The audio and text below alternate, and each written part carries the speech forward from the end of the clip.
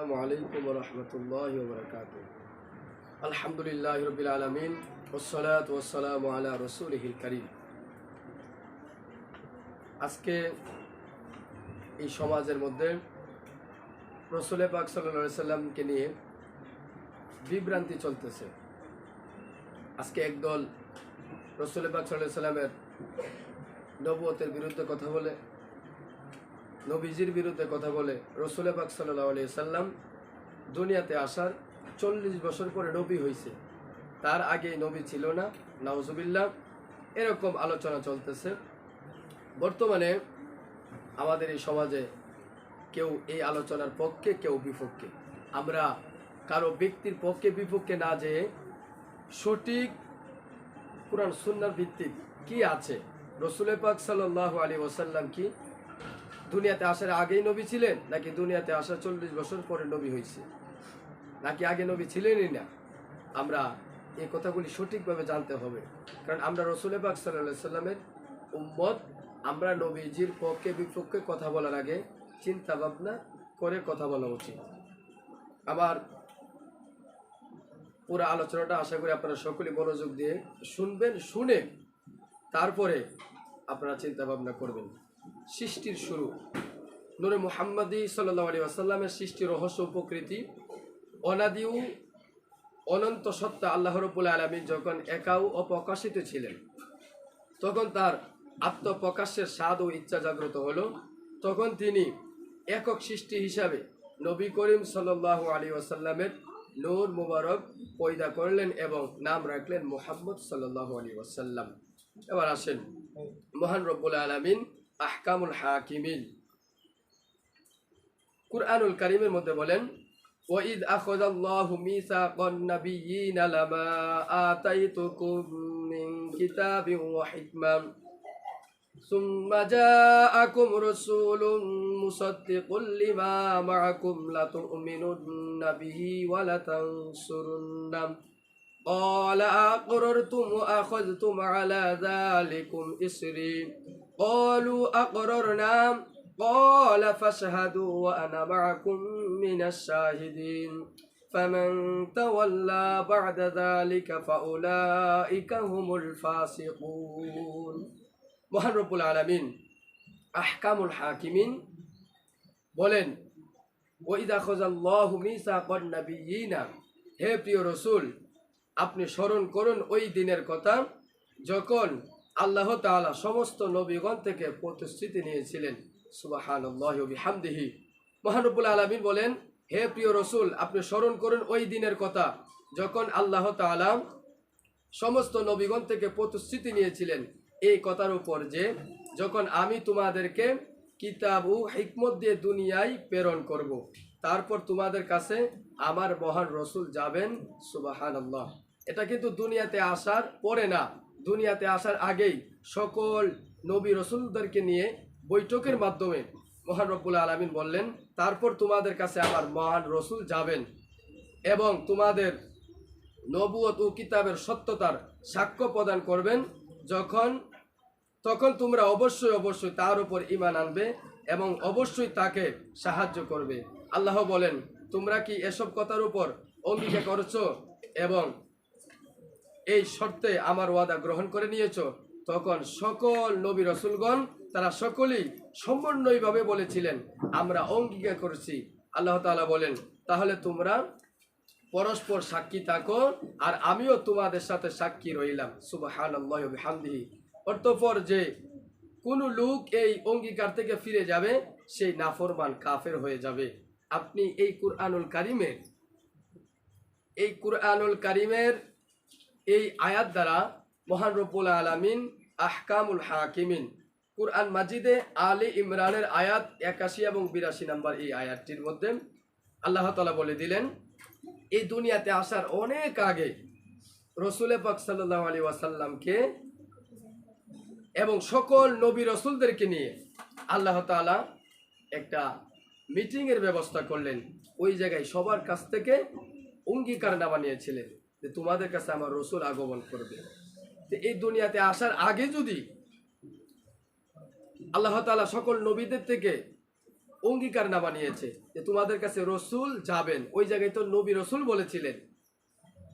এই আয়াতের ভিত্তিতে বোঝা যায় যে মহান রব্বুল আলামিন আহকামুল হাকিমিন নবীকে আসার আগেই, এই দুনিয়াতে আসার আগে এবং নবীকে যখন সৃষ্টি করেছিলেন তখন নবী হিসাবে সৃষ্টি করেছিলেন। আমরা সকলেই এই রাস্তা থেকে সরে আসি যে নবী দুনিয়াতে আসার 40 বছর পরে নবী হয়েছে, এটা ভুল কথা।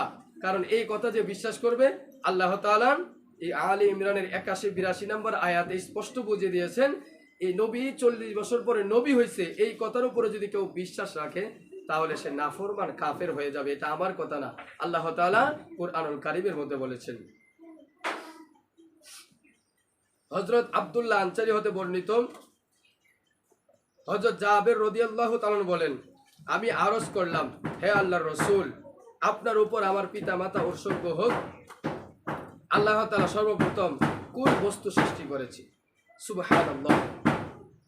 তদুত্তরে নবী করিম সাল্লাল্লাহু আলাইহি ওয়াসাল্লাম বললেন, হে জাবের, আল্লাহ তাআলা সর্বপ্রথম সমস্ত বস্তুর পূর্বে তার নিজ নূর হতে তোমার নবীর নূর পয়দা করেছে। সুবহানাল্লাহ।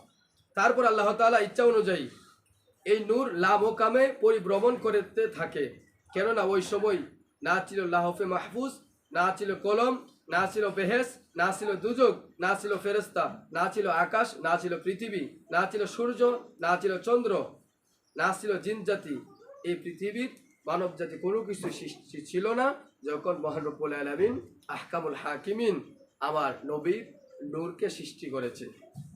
এবার আসেন, রাসূল সাল্লাল্লাহু আলাইহি ওয়াসাল্লাম ইরশাদ করেন, কুনতু নূরান বাইনা ইয়াদাই রব্বি ক্বাবলা খলকি আদামা বিআরবাআতি আশারা আলফি আম। আমি নবী আদম সৃষ্টির 14,000 বছর পূর্বেই আমার প্রতিপালকের নিকট নূর হিসাবে বিদ্যমান ছিলাম। সুবহানাল্লাহি ওয়া বিহামদিহি। আজকে আমরা এই আয়াতের প্রসঙ্গ কেন আনলাম, এই কথাগুলি কেন আনলাম? কারণ আজকে আমাদের সমাজে কিছু মানুষ আছে যারা নবীকে মাটি বানাইতে চাইতেছে। এটা ভুল ধারণা। রাসূল সাল্লাল্লাহু আলাইহি ওয়াসাল্লাম নিজে বলেছে, আদম সৃষ্টির 14,000 বছর পূর্বে আমার প্রতিপালকের নিকট, মানে রব্বুল আলামিনের নিকট আমি নূর হিসাবে বিদ্যমান ছিলাম। এই জগতের একদিন, মানে ওই জগতের একদিন আর এই জগতের বর্তমানে এই পৃথিবীর 1000 বছরের সমান। সুবহানাল্লাহ। এই গণনা অঙ্ক করে হিসাবে বোঝা যায় 511 কোটি বছর হয়। সুবহানাল্লাহি ওয়া বিহামদিহি, সুবহানাল্লাহিল আযীম। আমার সকল পৃথিবীর মানুষ আমার এই আলোচনাটা যারা শুনেন, মনোযোগ দিয়ে শুনবেন। আমি কারো পক্ষে কারো বিপক্ষে আমি নিতেছি না, কারণ বর্তমানে সমাজে আমরা এই রাসূল সাল্লাল্লাহু আলাইহি ওয়াসাল্লামের নবীজিকে নিয়ে আমরা বিভ্রান্তি করতেছি, নবীজির বিরুদ্ধে আমরা কথা বলতেছি। একদিন নবী করিম সাল্লাল্লাহু আলাইহি ওয়াসাল্লামের কথা প্রসঙ্গে হযরত জিবরাইল আলাইহিস সালামকে তার বয়স সম্পর্কে এভাবে জিজ্ঞাসা করলেন, হে জিবরাইল, তোমার বয়স কত? তদুত্তরে হযরত জিবরাইল আলাইহিস সালাম বললেন, আমি শুধু এতটুকু জানি যে নূরের চতুর্থ হিসাবে একটি উজ্জ্বল তারকা 70,000 বছর পর পর একবার উদিত হইত। সুবহানাল্লাহ। 70,000 বছর পর পর উদিত হইত, অর্থাৎ 70,000 বছর উদিত অবস্থায় এবং 70,000 বছর অস্তমিত অবস্থায় এই তারকাটি বিরাজমান ছিল। তখন আমি এই তারকাটি 72,000 বার উদিত অবস্থায় দেখেছি। সুবহানাল্লাহি ওয়া বিহামদিহি। তখন রাসূল পাক সাল্লাল্লাহু আলাইহি ওয়াসাল্লাম বললেন, খোদার শপথ করে বলছি, হে জিবরাইল, আমি ছিলাম এই তারকাটি। সুবহানাল্লাহ। নবী করিম সাল্লাল্লাহু আলাইহি ওয়াসাল্লামের এই অবস্থানের সময় ছিল ওই জগতের হিসাবে 1008 কোটি বছর। ওই জগতের 8 কোটি বছর 504 কোটি বছর ছিলেন উদয়মান অবস্থায় এবং 504 কোটি বছর ছিলেন গায়েবী অবস্থায়। দুনিয়ার হিসাবে কত হাজার কোটি বছর হয় সেটা আল্লাহ তাআলাই জানেন। হযরত জিবরাইল আলাইহিস সালাম শুধু দেখেছেন বাহ্যিক রূপ, বাতিনি দিকটি ছিল তার অজানা।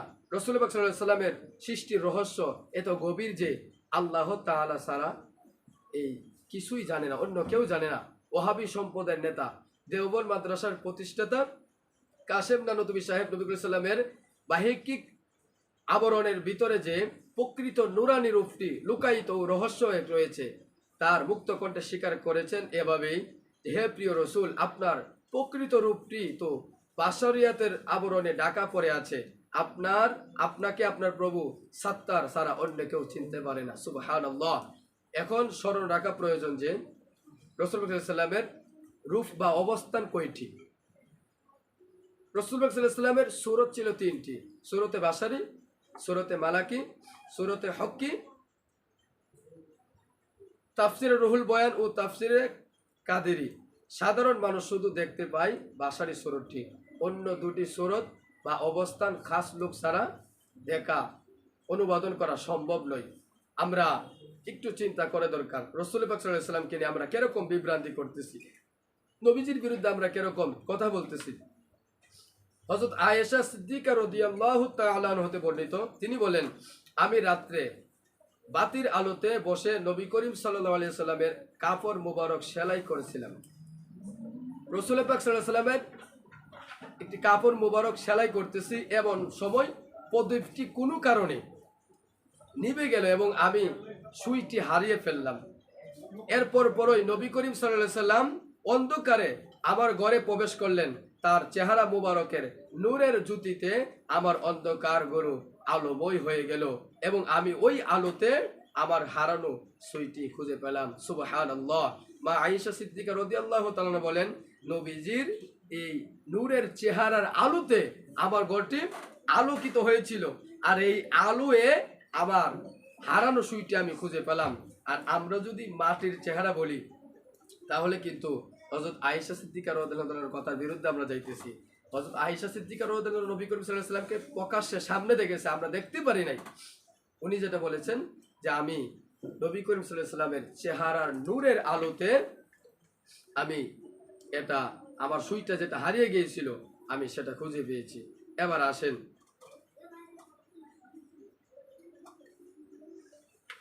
আমরা এই দুনিয়ার মধ্যে এসেছি, আমরা রাসূল পাক সাল্লাল্লাহু আলাইহি ওয়াসাল্লামের পক্ষে নিলে কি হবে এবং বিপক্ষে গেলে কি হবে, আমাদেরকে এটা জানার দরকার।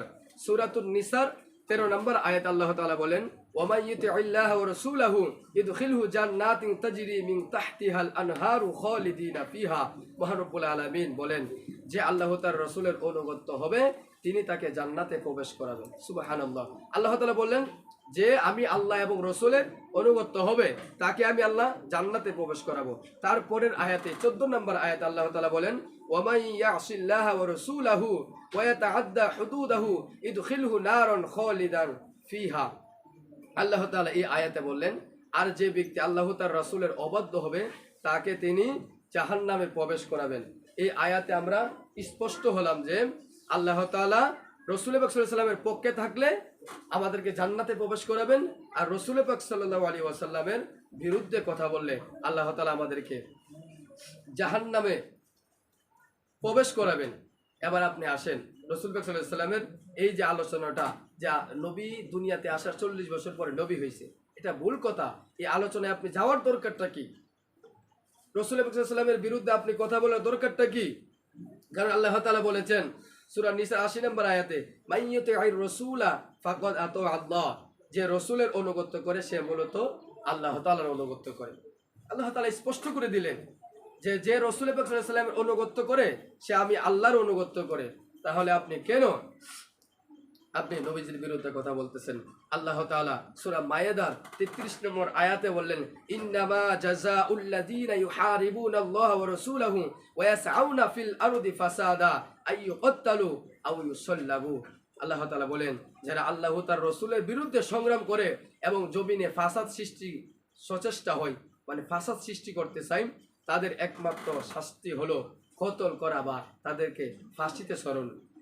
এবার আসেন, শাইখ আহমদুল্লাহ এবং পীর মুফতি গিয়াসউদ্দিন আত-তাহিরি, ওনার দুইজনদেরকে নিয়ে এই সমাজে বিভ্রান্তি চলতেছে। শাইখ আহমদুল্লাহ উনি বলেছে নবীজি দুনিয়াতে আসার 40 বছর পরে নবী হয়েছে, আগে নবী ছিল না, এটা ভুল কথা। এবং গিয়াসউদ্দিন আত-তাহিরি বলেছেন যে নবীজি দুনিয়াতে আসার আগেই নবী ছিলেন, যখন সৃষ্টি করা হয়েছে তখনই নবীকে নবী হিসাবে সৃষ্টি করেছেন। এবার আপনি যে নবীর বিরুদ্ধে কথা বলতেছেন পক্ষ বিপক্ষ নিয়ে, মানুষের পক্ষ নিতে গিয়ে আপনি নবীর বিরুদ্ধে কথা বলতেছেন, এই আয়াত দিয়ে কিন্তু আল্লাহ তাআলা স্পষ্ট করে দিলেন যারা রসুলের বিরুদ্ধে কথা বলে তাদেরকে কতল করা কিংবা ফাঁসিতে চড়ানো হওয়া দরকার। এবার আসেন, আল্লাহ তাআলা বলেন, ইয়া আইয়ুহাল্লাযীনা আমানুস্তাজিবু লিল্লাহি ওয়া লির-রাসূলি ইযা দাআকুম, হে মুমিনগণ তোমরা আল্লাহ রাসূলের ডাকে সাড়া দাও যখন রাসূল তোমাদেরকে ডাকে। সুবহানাল্লাহ, সুবহানাল্লাহি ওয়া বিহামদিহি। আমরা রাসূল পাক সাল্লাল্লাহু আলাইহি ওয়াসাল্লামের বিরুদ্ধে এরকম ভাবে কথা বলতেছি, আমরা একটু চিন্তা করি না কার বিরুদ্ধে কথা বলতেছি। আল্লাহ তাআলা সূরাতুত তাওবার 62 নম্বর আয়াতে বলেন, আল্লাহু ওয়া রাসূলুহু আহাক্কু আইয়ুরদুহু ইন কানু মুমিনিন, আল্লাহ এবং তার রাসূলের রাজি রাখা আবশ্যক যদি তোমরা মুমিন হয়ে থাকো। আল্লাহ এবং রাসূলকে খুশি রাখা আবশ্যক, ফরজ যদি তোমরা মুমিন হয়ে থাকো, তাহলে তোমরা বুঝতে পারবে। আমরা যারাই কথা বলি না কেন আমরা চিন্তা করে একটু কথা বলবো। আল্লাহ তাআলা সূরাত নূরের 62 নম্বর আয়াতে বলেন, ইন্নামাল মুমিনুনা আল্লাযীনা আমানু বিল্লাহি ওয়া রাসূলি, প্রকৃত মুমিন তো তারাই যারা আল্লাহ ও তার রাসূলের প্রতি ঈমান এনেছে। সুবহানাল্লাহ, প্রকৃত মুমিন তারাই যারা আল্লাহ এবং রাসূলের প্রতি ঈমান এনেছে। এবার আপনি চিন্তা করে দেখেন যে আমরা নবীজির পক্ষে আছি না বিপক্ষে আছি। আল্লাহ তাআলা বলে দিলেন, ওয়ালিল্লাহিল ইজ্জাতু ওয়া লিরাসূলিহি ওয়া লিল মুমিনিনা ওয়ালাকিন্নাল মুনাফিকিনা লা ইয়ালামুন, শক্তি ও সম্মান তো আল্লাহ ও রাসূলের, তা মুমিনের প্রাপ্য, কিন্তু মুনাফিকরা তার ভেদ জানে না। আল্লাহ তাআলা সূরা মুনাফিকুন 8 নম্বর আয়াতে স্পষ্ট করে দিলেন যে শক্তি ও সম্মান তো আল্লাহ ও রাসূলের, মুমিনের প্রাপ্য, কিন্তু মুনাফিকরা তার ভেদ জানে না। আল্লাহ তাআলা এটা বুঝিয়ে দিলেন যে আল্লাহ এবং রাসূলের সম্মান, মুমিনের সম্মান যারা মুনাফিকরা বুঝবে না, যারা মুমিন মুত্তাকি পরহেজগার তারা বুঝবে, আর অন্য কেউ বুঝবে না। তাই আমি বলবো, আমরা যেই যা কিছু করি না কেন আমরা নবীর পক্ষে থাকি, নবীর পক্ষে কথা বলি, নবীজির বিরুদ্ধে আমরা যেন না যাই। কি সাধ্য আছে মোর গাইতে নবীর শান, আমাদের জীবন দণ্ড হলো গিয়ে নবীর শান। এই কথার উপরে আপনি একটু আমল করে দেখেন, আমাদের কোনো সাধ্য নাই বাঁচার জন্য। রাসূল পাক সাল্লাল্লাহু আলাইহি ওয়াসাল্লাম আমাদের জন্য সুপারিশ করবে। নবীজি দুনিয়াতে আসার আগে আমাদের জন্য কান্না করেছে, দুনিয়াতে আসার পরেও আমাদের জন্য কান্না করেছে, এখনো রওজা মুবারকে শুয়ে শুয়ে আমাদের জন্য কান্না করতেছে। তাই আমরা কেউ কারো পক্ষে বিপক্ষ না নিয়ে, বর্তমানে দুনিয়ার আলেম ওলামাদের পক্ষ বিপক্ষ না নিয়ে আমরা সঠিকটা যাচাই বাছাই করি যে সঠিকটা কি ছিল।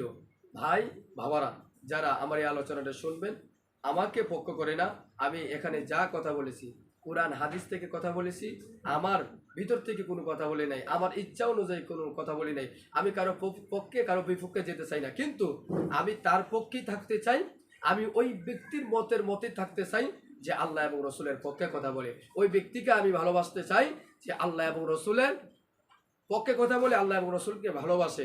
আমি তার পক্ষে কখনো থাকবো না, দরকার হলে জীবন কুরবান করে দিব, তারপরে তার পক্ষে থাকবো না যে আল্লাহ এবং রাসূলের বিরুদ্ধে কথা বলে। আল্লাহ তাআলা আমাদের সকলকেই এই কথাগুলি আমল করার বোঝার তৌফিক দেন, এবং আমরা মানুষকে নিয়ে বিভ্রান্তি না করি। শেখ আহমদুল্লাহ সাহেব যে কথাটি বলেছে সেটি ভুল বলেছে।